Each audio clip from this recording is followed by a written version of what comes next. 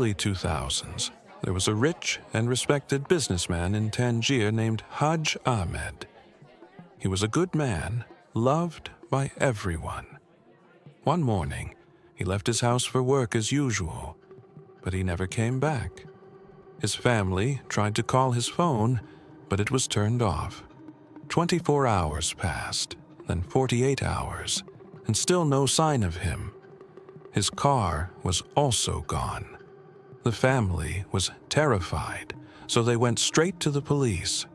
The police started looking for Haj Ahmed everywhere.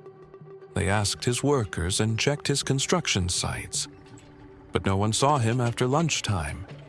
At first, the police thought someone kidnapped him for money, but weeks passed, and nobody called the family to ask for cash. There was no body, no car, and no clues. The case was getting cold. About 2 months later, Haj Ahmed's wife was sitting at home, feeling heartbroken. Suddenly, her phone rang.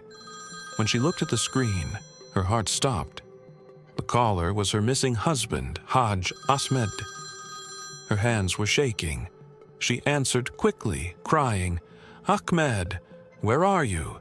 Are you okay?" But it wasn't her husband's voice. There was just static noise, and she could hear two people talking quickly in Moroccan Darija in the background. It was an accidental call, a butt dial.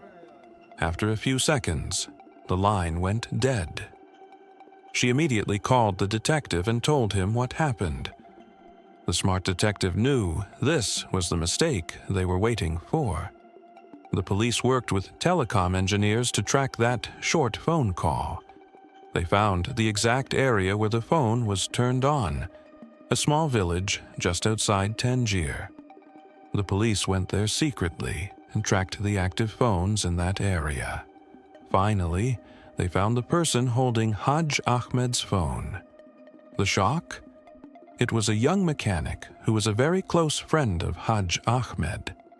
He was even pretending to be sad and comforting the family during the past 2 months.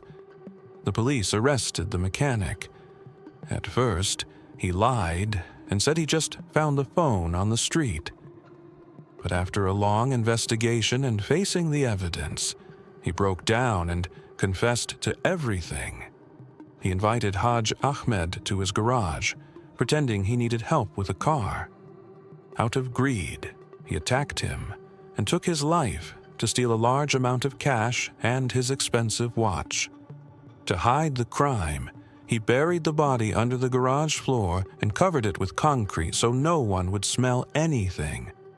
Then, he hid the car in another city. The killer was smart, but he made one stupid mistake. He kept the victim's phone in his drawer. That day, he accidentally pressed the phone, and it redialed the last called number, the wife's number. That tiny mistake ruined his perfect crime. The police went to the garage, found the body, and justice was served. The killer was sentenced to life in prison.